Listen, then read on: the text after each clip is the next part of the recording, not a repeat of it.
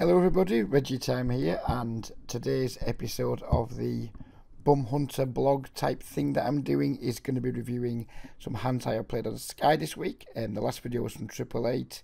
This week I returned to Sky. The reasons for doing that are mostly because I don't feel I am a particularly good high volume player these days, and by that I mean having multiple tables on the go.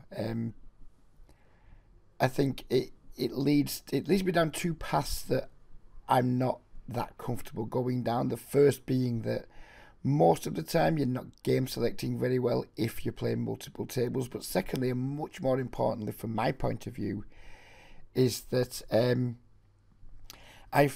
finding increasingly as I'm getting a little bit older, maybe. I mean, I've been playing poker for best part of 15 years now. As I'm getting older, I'm now 44, very nearly 45. I'm not capable of thinking as quickly as you need to think when you've got like lots of tables on the go. That effectively says a lot of the strategies I use I haven't learned to the level of unconscious competence, I guess, because if I had, then lots of decisions would be really simple and automatic for me. But having said that, I think if we are going down a route where lots of decisions are simple and automatic, you may be missing lots of spots where you could take some more exploitative lines and take lines that are player specific rather than just generally solid lines versus population. So yeah, I mean, I've spent a lot of time recently watching people play. I did some live sweats, watching some video reviews, etc. And a constant theme of them has been, why are you rushing? Why are you rushing? Why are you rushing all the time? Very rarely am I seeing people use any of the time banks, or very few of the time banks, and just making what seems like the easiest decision at the time. And when I'm playing multiple tables or lots of tables, I tend to find myself doing that too. So it makes me something of a hypocrite. I'm saying, why are you playing so fast? Why are we always taking like what seems to be like the easiest, simplest, least stressful decision at all times, when oftentimes like they're not terrible decisions, but they're not great decisions either. As I've been saying to lots of people, and I caught myself doing it when I was playing. I was playing like 6 tables on 888, and I was just playing a relatively tight passive style, which gets the job done to the point where you can win playing that style, but it doesn't necessarily mean that you're winning the most that you could win. And that's the ultimate balance that we've been fighting for years in poker, which is volume versus win rate. And what do I place more stock in? And I've like down the years, I've kind of like bounced between the two. I always advocate playing for the higher win rate, but sometimes I move away from that, not really having made conscious decisions to do it, just to do it for the sake of volume. And it often comes when I've been having something of like a long break-even stretch, or a stretch where I'm not winning as much as I would like to be winning, so therefore I increase volume to try and like speed the process up. It's not a good decision when I do it, but it's not a decision I put a lot of thought into either. It just kind of happens. Then I check myself, then we drop down to doing what I do best, then we have a nice heater. Then next time I have like a spell where things aren't going so great, the loop begins again. It's something I absolutely need to kick myself out of. I've done it this week, and I've had like really quite a positive week on Sky. And I'm going to say it's something I intend to continue doing. Will I fall into the trap again in the future? I hope not, but yeah, probably. I probably will, because I'm a human being and I'm subject to making less than great decisions when I'm emotional, stressed, anxious, just like everybody else is. And we're just humans. And yeah, I hope it doesn't happen too often, but it probably will happen from time to time. And I suggest it probably happens to lots of you guys who are struggling to even win at the game. Never mind, just try and fight off some long break-even stretches, etc. So there you go. That's a preamble out of the way. Without further ado, let's get into the hands. This is the first time I've looked back at all of them. I haven't checked any of these. Some might be interesting, some might be boring, who knows. Some might be quite simple. Some might just be examples of people donating money. I have no idea. It's just a review of some of the bigger pots, or more interesting pots, that I've played on Sky in the last 4 days. So we open the kings here, of course. We catch a call. We should hopefully make a big C bet here. I wouldn't want to see us go less than 120. Wouldn't mind if we went pot. Wouldn't mind 150. 120 is the smallest I'd like to see us against a fish. Against a regular, maybe go with a more middling size. But against a fish, just let's pump a big bet in the pot. If he raises, probably just go with our hand, I guess. Given how like connected the board is, there's some draws out there, plenty of open enders, gut shots, flush draws, etc. Yeah, so let's see myself make a big bet here. And we do. Opponent calls. Reasonable turn card. I mean, it does connect with some of his hands. Connects with 10-9. Connects with, you know, if he did have anything like Jack 7, 8, 7, very unlikely, but he can certainly have some combinations of them. If he did just have a straight draw, then maybe he's improved to a pair. If he had like a hand like Jack 9 or Jack 10. So I think definitely a card we should continue betting on. Wouldn't necessarily want to be raised at this point though. I think I'd be quite happy with a we bet. He checks, we bet, he calls. If we get check raised, I think it becomes quite a tough spot.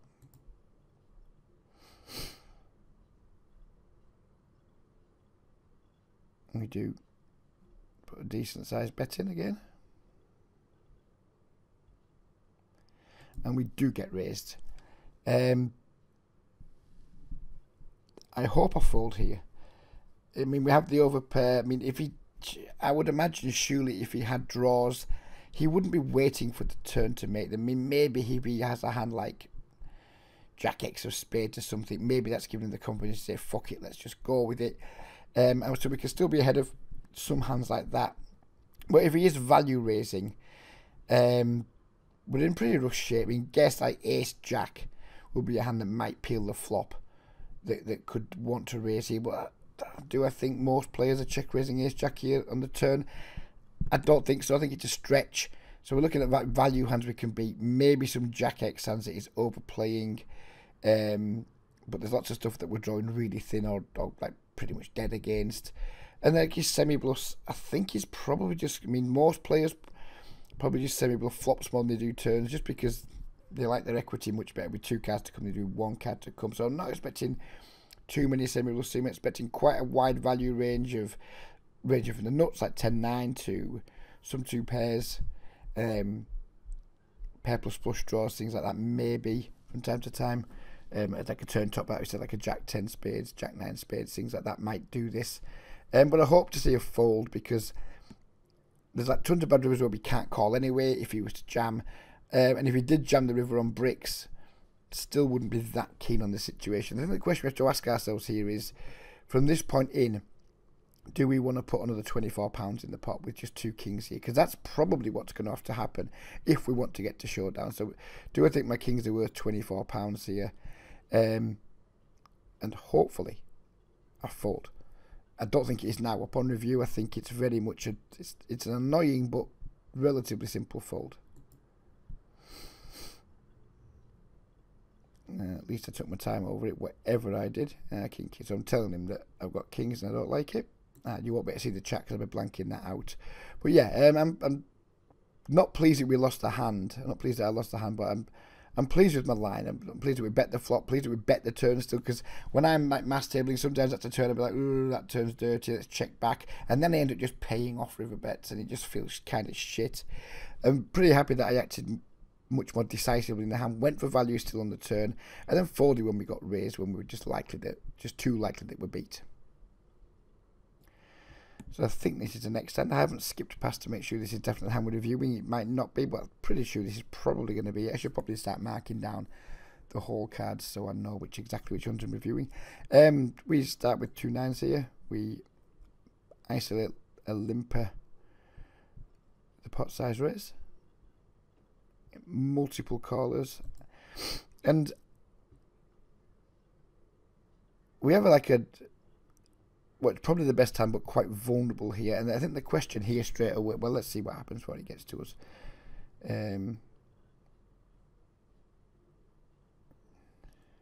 Right, okay. So at this point, I think our decision, it's not fold. Our decision can't really be fold here. We were just way too likely to be ahead of this guy. If one of these 2 guys has like flopped a monster behind us, I just guess it's just tough shit for us, would be my initial opinion. So the question here is, do we just call and then if somebody jams behind us, just cry and call again? Or do we jam now to kind of deny equity to like any overcards that, you know, if for example if someone's in here with like, I don't know, King Queen with the spade or something like that, I mean, it should just be a fold, but this guy in particular was incredibly bad. This dude wasn't great. So do we just jam now to try and shoot the other guys out the pot, or do we call and then deal with possibly a jam coming behind? Or if we do call, one of these guys calls and then you get a shit turn card like a 5, an 8, a spade, an overcard. I think I prefer jamming, and just if one of these guys has got us beat, then fuck our lives. When we're only really worried about like this guy in terms of like stack depth. Do we want to do like 100 blinds in from here against this guy? Maybe not, but we're not really in a position to control that. We can't fall to this donk bet. I don't like just calling, then maybe who knows what he does. He jams in, like, you have to call anyway, because well, then you'll be getting great odds to like call against draws and like shit top pairs. If this guy's an ace-7 here, he might well just go broke. Who knows? He might, if I go all in, he might still just call with like an ace-7. He was that bad. So I think overall, I think we just prefer jamming here and taking our medicine if one of these guys has trapped us with a set or a bigger overpair.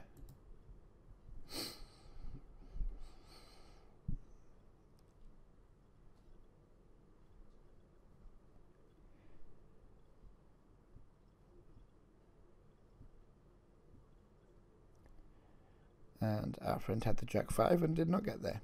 So it's only a small pot, but I think interesting decision based because we've got two people behind us and we have like a relatively weak overpair.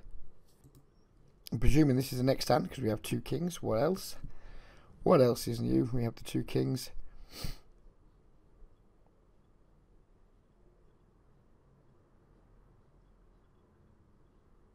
We get 3-bet by, I can't remember who this player was, so I'm afraid I can't comment too much. It's somebody I clearly have tagged as like a not great regular, but I don't know. I don't know who he is. I don't recall the hand, so we're just going to like play it blind, if you will. I mean, it's like a super easy 4-bet.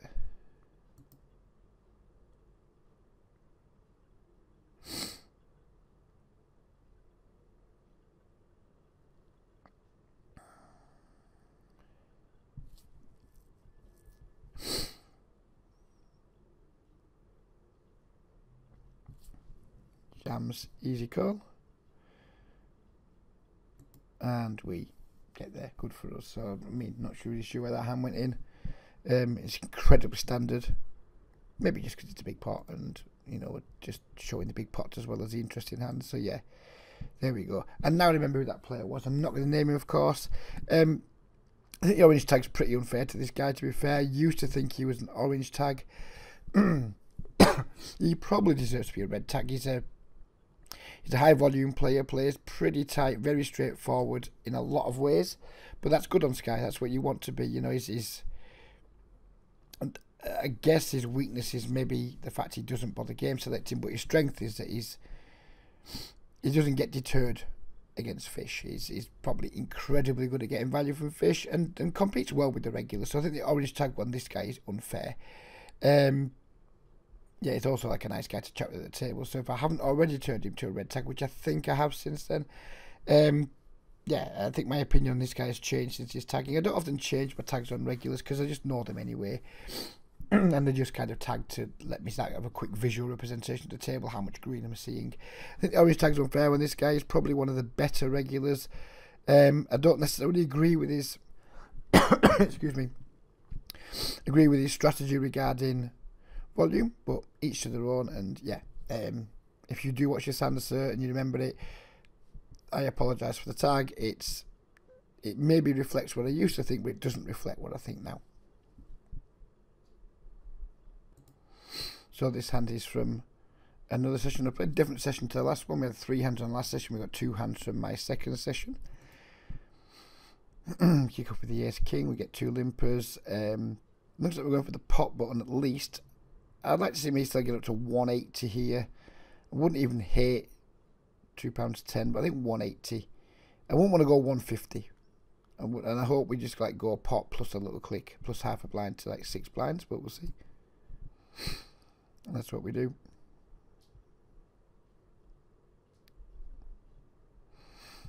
Everybody calls.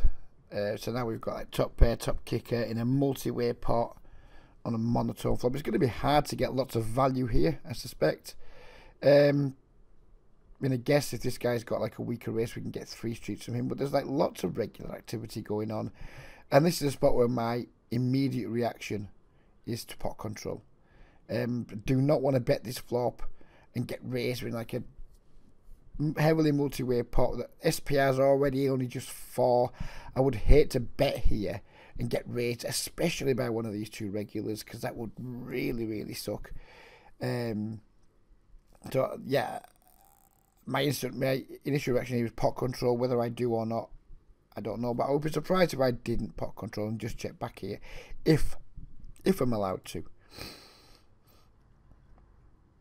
Yeah, I do check pretty quickly, and that's, yeah, we could have maybe taken more time over it, but yeah, I mean, I could have taken 2 minutes or 2 seconds. I still think I would have checked back there. Now we turn the ace. I think it's very much a matter if someone leads into us, we're probably just going to call. If no one bets into us, then I think we just need to start betting our hand for some value from like ace queen, ace 10, maybe just some highish flush draws, etc.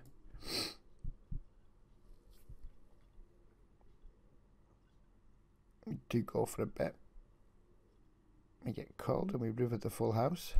So what size do we want to go for here? We've had our opponent who has overlimped, called an isolation raise, and he's check called, checked the flop, didn't lead the turn, check called the turn, and now we have like a full house on the river. I mean, I guess a lot of the time here is just going to have an ace and we're going to chop, and presuming we don't chop because it's very unlikely the video would have made, the hand would have made the video. So presuming we're going to win the hand, maybe he just folds, I'm not sure. But what size do we want to make it here that to get paid, I guess, by a jack? Maybe if he's got like a small flush. Even so, double paired board. I mean, I don't think he has a high flush. If he does have a flush here, he's very likely to be in the 4-5, 6-5, 7-6, 7-5 suited sort of region, you would imagine. Jack X, I think it's just, I think we should probably go all in, but if we're not going to go all in, I think we need to just go really small. I think it's one of those, it's not the time for a middling bet of like £6-7, something like that. I think you'd have like a pretty small bet just to maybe induce some spew, and like a loose jam, seems unlikely, but you never know. Or just go with the jam, and just hope he's got the jack and hope he doesn't fall. But yeah, the more I think about it, the more I don't like jam. Yeah, I think it's time for a smallish bet. How small? I wouldn't want to see myself go more than like say £5.50 here. I don't think. And just try and get crying calls from like Jack X. Maybe a hand like pocket threes can't call now. What the fuck am I talking about? Ignore me there. Guess we're just hoping for a call from Jack X, or maybe we get lucky and he's got a baby flush that calls. Well, that seemed unlikely. 870 is going to be way too big. Ooh, we went right down to quarter pot. I think 420 is slightly small. Yeah, I think I prefer somewhere around the 5 to 550 mark, but whatever. Our opponent quickly called. Wow, so we've got a red tag player that overlimps 10-5 suited. I don't actually remember this hand. Yeah, that tag needs to change, doesn't it? That tag definitely needs to change, because no red tag play, because red tag's usually my tag for like decent regular, competent regular. Yeah, so yeah, that tag needs to change quite quickly, because there's just no reason to. I mean, this guy's really, really bad. I understand that, but we just don't need to be overlimping as wide as 10-5. You want to try and play as many pots with this guy as you can, but you don't need to like plumb the depths of the 10-5 suited, in my opinion. I think our opponents played that hand pretty badly on every street. I think he should just donk the flop try and get value from this guy. But very unlikely to. When we didn't, we had top pair, top kick, and we didn't bet. He's flopped to flush like a vulnerable hand in a multi-way pot with 2 fish in the pot. He should just bet here. Fine, we call, and then I guess he just gets cooled off for all his chips, because once the turn comes, he bets. We're probably not folding either. So he probably loses more if he donks out, but he should absolutely just be. Well, he shouldn't be playing the hand pre, but once he's decided to play the hand, I think choosing not to lead in a multi-way pot where I'm just going to be checking back so many hands here. He just needs to lead out and just try and get value from the fish whilst he still likes his hand, but he didn't. And yeah, I think he's played the hand exceptionally badly. So here we are with the only other hand from this particular session. It's not a great table, this. Very, very weak type regular, a regular, an unknown, and just 1 fish. So here we have 2 sevens under the gun. I've just spent 5 minutes talking about this hand and then realised I didn't actually fucking restart the Camtasia. Yeah, so we opened pocket 7s under the gun. We haven't got a great table. We have a regular. We have a pretty bad weak type regular. 1 fish with only half a stack and an unknown. So we opened 7s under the middle position. Trivial check on the flop. Planning to call. Our opponent doesn't bet. So now we have a decision on the turn of, do we now lead out to protect our hand against like all his overcard combinations? Just check back the flop, like ace 10s, ace queens that didn't 3-bet, king queens, queen 10s, king 10s, all those types of things. To like deny equity to those hands, but then kind of value on ourselves against pocket 8s, pocket 9s that decided not to bet the flop? Or do we just check, hope our opponent checks back again and try and get to a cheap showdown? That's the decision on this street. And given that I know what I did now because I played the hand through once already due to thinking I was recording when I wasn't, I did elect to go with a bet here, and I can get on board with that. At least I think I did. I can get on board with that. Just to deny equity to like random overcards like king, queen, all those types of things we already talked about. We don't have to bet very big because we're not trying to make him fold anything better. We're just trying to like either get some very thin value from ace highs that just don't want to fold versus this size, and also deny equity to queen 10 and things like that that probably can't call many bets whatsoever, because even if he thinks like, you know, we are quite weak here, still queen 10 wouldn't serve as a good bluff catcher. So it puts pressure on like stuff like queen 10, etc. that maybe aren't going to bluff, and just like makes them surrender their minimal equity, whilst getting value from ace high, etc. So I think it's an okay bet. I'm not in love with the situation in general. Who is? If underpairs out of position, it's never a situation any would look forward to dealing with. But I think this is a fine bet. Our opponent now chooses to raise us, and I remember thinking at the time straight away, like, this just looks like utter bullshit. I mean, what is he trying to represent here? I mean, ace 3 suited, 4-3 suited maybe. Been slow played sets that he didn't value, that he didn't bet. I don't think he's raising a jack here. It doesn't make any sense to raise a jack here. So he's kind of saying he's flopped a set and he's now activating his trap, if you will, hoping that we get caught up in it. Or just bullshit. And I think that check back flop raise turn when the board pairs, it smelled of bullshit to me. And I mean, maybe this is a leak in my game, because I usually fold to that, overfold to too many raises, and then sometimes I just get stubborn for like just reasons of that looks like bullshit and I'm not having it. And this was maybe one of those situations. End up going with the call, then we get a river where we just like force to check call on, and we can't call this turn and fold this river. It would just be burning money in the turn. But I was already thinking, fuck, don't bet big, because we're going to be paying off here no matter what. I was kind of obviously hoping he just went check and he'd give up on some random bluffs, but it's not that likely. I'm always telling my people who I work with, my students and things, when you've been raised post flop, calling and hoping that your opponent stop betting, it's not much of a plan and it's not very realistic. So when I called the turn, I was like, right, we're going to have to call safe rivers, and now we're just hoping that he just doesn't make it too expensive. And He makes it expensive enough, but I think we just have to call, and hopefully it don't take too long over it, because there's not much of a decision to be had here. I think once we decide to call the turn, folding on this river would be burning money, I think, with the turn call.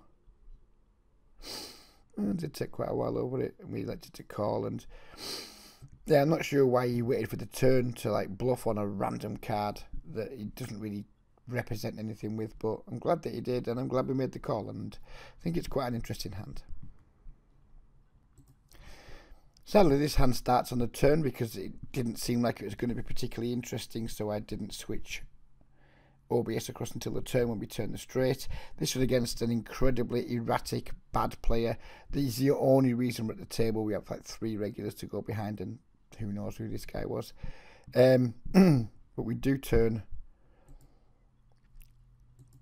It's effectively the nuts. I mean, I guess he min-raised pre, and I guess we call given the pot size. Yeah, so I don't think there's going to be much to talk about in this hand. I mean, we have a clear raise here, do we? Yep. No. Oh, I was going to call for a minute. A clear raise. And I remember this hand now because I was thinking, you know, if he jams, we're just going to have to call. He's going to turn up with king, queen a lot, I guess.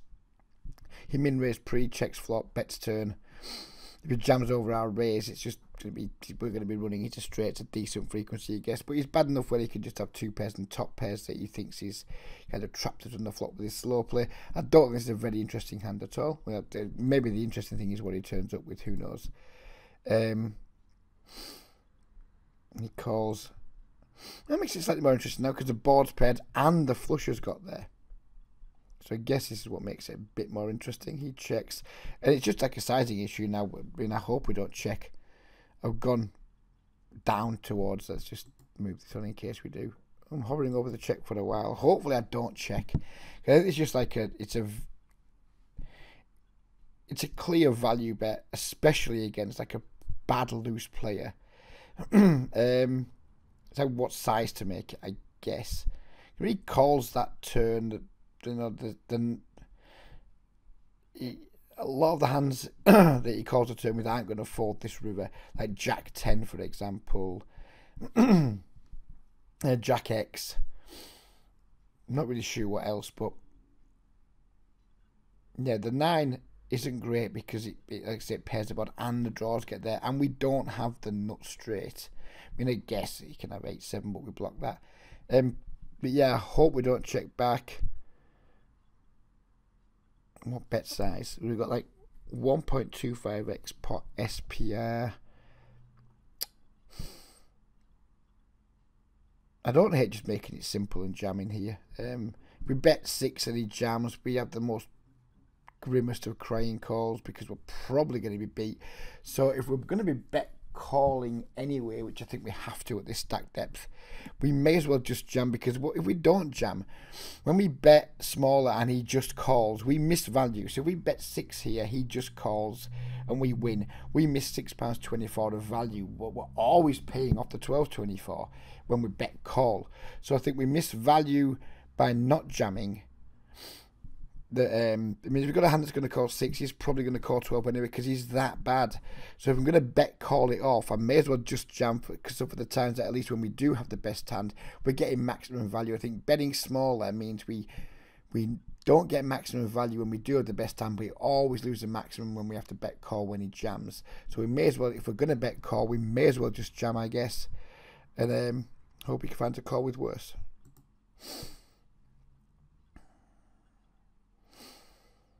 And could we do go for the jam? Does he fold? And he calls with King Jack, and that's why we probably need to go with the jam there. Because like I say, if we bet 4 there, he just calls. When he has a flush, he jams and we lose the maximum. So yeah, I've laboured the point slightly, but hopefully the message got across there, where if you are going to bet and not fold and you only have an SPR of 1.25, then maybe going for the jam rather than the smaller bet works out better in the long term. So these last 4 hands are from a session I played just, well, about an hour ago. Just made enough hands to make the video. to be able to complete the video. This was one of, if not the very first hand of the session. We have an unknown less than 100 big blind player who's probably going to get tagged green sometime during the hand, I would guess. Limping into the big blind, we could just check and see a flop, but I elected to 4x it with the 7-9 suited. And we flop a flush. Our opponent bets into us. And the first question here is, well, the only question is raise or call. I guess that's two questions. Do we raise or do we call? Is it 2 or 1 questions? Don't know. Anyway, the question is raise or call. And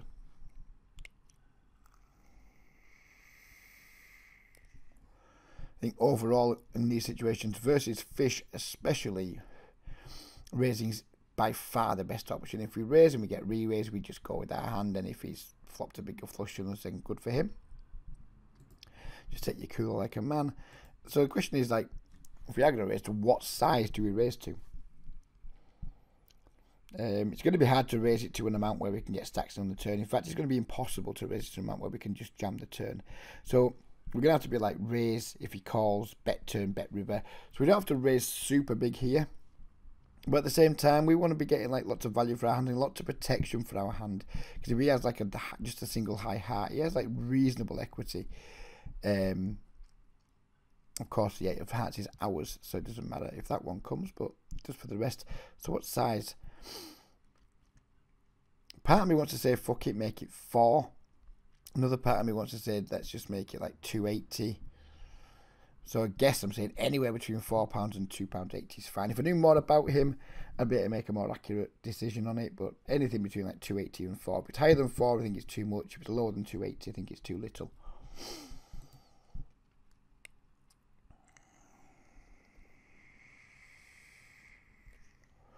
Do 20 and we get a really good turn. And now we have like a relatively awkward SPR with like less than 2. Sometimes I would just jam here. I don't think I did in this instance. In fact, I'm pretty confident I didn't. I wouldn't want to see myself go less than 5. If we go 5 here, it's 17 in the pot, 8 left, so that leaves us a really comfortable half pot shove. I wouldn't want to see us bet more than half his stack though, so I wouldn't want to see us to go like 680 or more. So anything around 5ish, anything over 5 I'd be relatively pleased with.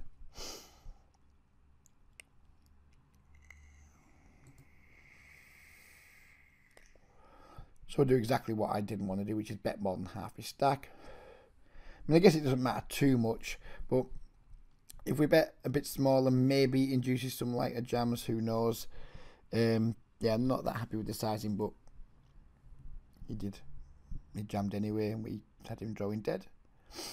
And that was a nice start to the session, the very first hand of the session, and we managed to felt somebody and drag down a £33 pot.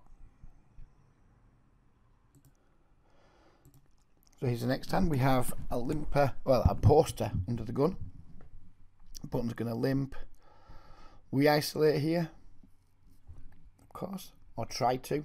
It's never great trying to isolate from the small blind because, I mean, yeah, this guy might fall because he's just posted. If there's 2 limpers here, sometimes I just complete in this spot because too often when 2 people limp, you make it like 5x, 6x, and they just call anyway, and then you're just out of position. You've got exactly the same situation with a marginalish hand, and then you're out of position to 2 potential calling stations. But because you posted, decided to go with the isolation raise.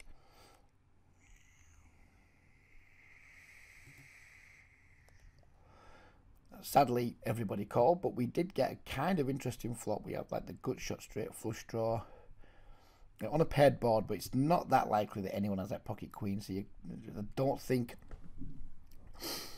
it's very likely we're going to be drawing dead. But if we do get action and we're going to be drawing, we're going to need to hit. Let's put it that way.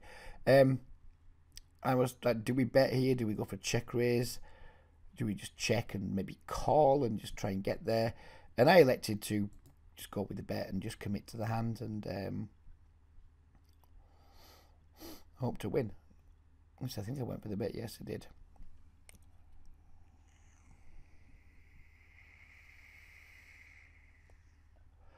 An opponent min raises. which is always very annoying because it means he at least has a queen, probably more likely has a 9, and you just have to, like, at this point, hope you're not drawing dead, because I mean, it's too late to back away from the hand now. We just have to jam and hope to get there, I guess. When we could call and maybe try and hit the turn, but he's only got £5 behind, so we're going to have to call the turn. If we call and he jams the turn, we're still going to call anyway. And we were up against the ace-9, but we ran good and we got there. So happy days on that one. So this is the penultimate hand of the session. We had a fish who min-raised under the gun. We have the Jack-Queen suited.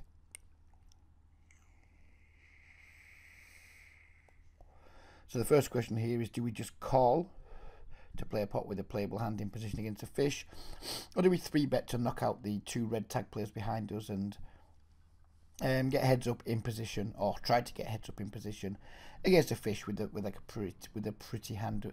If we 3-bet, we do kind of narrow his range somewhat, and he's likely going to call us with hands that have like lots of equity against Jack Queen, but we have position and presumably quite a large skill advantage to hopefully negate the fact that he's going to potentially have a stronger hand than Jack Queen. I did elect to go with the 3-bet. It worked in terms of like getting the 2 regulars out behind, which is a crucial component of like playing against fish.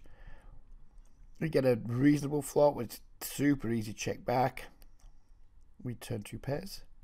Now it is time to bet. We don't really want to get raised because it would kind of suck. There's like lots of better hands you can have that would want to check raise, but we do want to get value from just his ace X now and any draws that he can have. He calls, and then he leads the river, and this is like always value when fish do this. Probably shouldn't say always, but nearly always. With an incredibly high frequency, this is value. The thing is, we beat some of his value range. That's a problem. We beat like Jack 9, we beat Queen 9. We don't beat deuces, of course, but he just almost never has them because he doesn't call a turn, or you wouldn't imagine he calls a turn. And have some flushes. We don't beat King 10, of course, but I think King 10 probably just check raises a turn.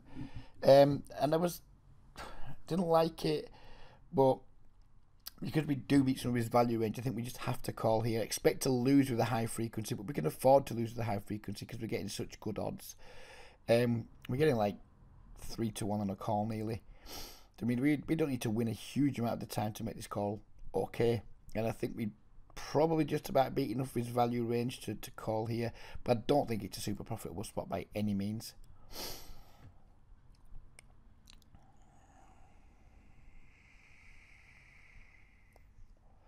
We did make the sad call, and we did manage to run into value hand. He took a very strange line here. I think when we check back the flop, he should probably just lead the turn himself. And we jam, he calls and he loses, I guess. But yeah, from his perspective, I'm not sure I like his line. I guess he's just trying to block bet the river because he doesn't like the fact the flush has got there. Yeah, I don't love his line at all, but that's why we want to play in position against fish. I mean, he should just 4-bet pre, and we just fold. He should probably lead the turn. It costs him more money, but yeah, I think he's played the hand poorly. But this is kind of the whole point of what I do. It's I play pots in position against weaker players and hopefully capitalise on the many mistakes that they make, and that's what, come the end of the month, gives me the profit that I need to continue living in the style to which I've become accustomed. His final hand, there's not much to say about it really. It's just like a fun one of showing like fish is tilting. This guy had been like going all in several hands in a row, and just an example of how people just like dump the money off at these stakes because they just don't care. It's £6, they're tilted, etc. We opened to 3 blinds. He's jammed 32 blinds. I mean, in the tournament you'll probably just fold here for 32 bigs, but we're not playing tournaments, we're playing cash games. Yeah, it's just like it's a spot where you just call and take your flips, I guess, and crack on. I really probably shouldn't have put this hand in, actually. It's not a good hand to end the video on, but whatever. It's in there now and we're talking about it.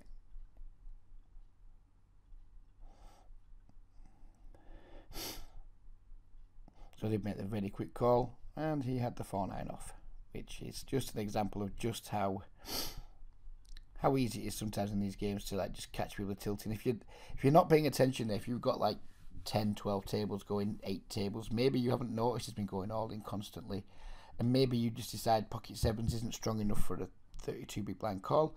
So I guess it's not. And it's not a bracket or anything, but it's a testament to playing less tables, paying attention, knowing exactly what's going on in your games, and being able to make like a very, very easy call and win the pot. So yeah, it's a bit of a dull hand to end on. I apologise for that, but it is what it is. Hope you guys have enjoyed the video. Hope you've enjoyed like the extra insight into some of the hands that we don't always give. And yeah, take care everybody. We'll be back sometime probably early next week with another blog entry.